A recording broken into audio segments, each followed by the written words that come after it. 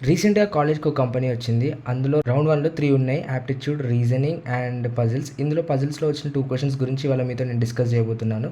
So, last వరకు చూడండి, చాలా ఇంట్రెస్టింగ్‌గా ఉంటుంది. ఫస్ట్ క్వెషన్ వచ్చేసి, a truck driver is going down a one way street the wrong way and passes 10 cops. Why is he still not caught? మనం ఈ question వినగానే ఫస్ట్ ఏం చేస్తాము, ట్రక్ ఉంది, ఆ ట్రక్ అంతా స్ట్రైట్‌గా వెళ్తుంది, వన్ వేలో రాంగ్ రూట్‌లో వెళ్తుంది. సో, 10 కాప్స్ ఉన్నారు, ఆ 10 కాప్స్ అందరినీ దాటేసుకుంటూ వెళ్ళిపోతుంది. కానీ బట్ కాప్స్ ఎవరు ఏం చేయలేదు అని అనుకుంటాం. ఎప్పుడైతే డయాగ్రామ్ గీస్తావో అప్పుడే నువ్వు పప్పులో కాలేసినావని అర్థం. ఇక్కడ క్వెషన్‌లోనే ఆన్సర్ ఉంది. అదేందో మీరే చూడండి.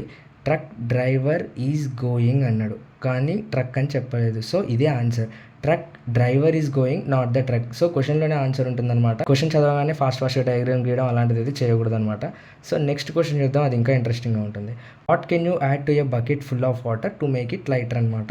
సో, ఫస్ట్ ఏమనుకుంటాం మనం, బకెట్ గీసేసుకొని బకెట్లో వాటర్ ఉన్నాయంట, ఇందులో ఏం యాడ్ చేసేపోతుంది అని అనుకొని ఫస్ట్ శాండ్ యాడ్ చేద్దామా, స్పూన్స్ యాడ్ చేద్దామా, ఏం యాడ్ చేద్దామని ఆలోచిస్తావు, కానీ ఇది ఎంటీ అవ్వడానికి ఎలా అనేది ఆలోచించాలి. ఈ క్వెషన్కి ఆన్సర్ ఏంటి తెలుసా?